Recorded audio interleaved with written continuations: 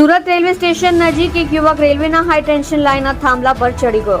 મહારાષ્ટ્ર જલગાંવથી સુરત આવેલો એક શ્રમજીવી Surat railway station અને સારા દરવાજા વચ્ચેના રેલવે ટ્રેકના હાઈ ટેન્શન લાઇનના થાંભલા પર ચડી ગયો.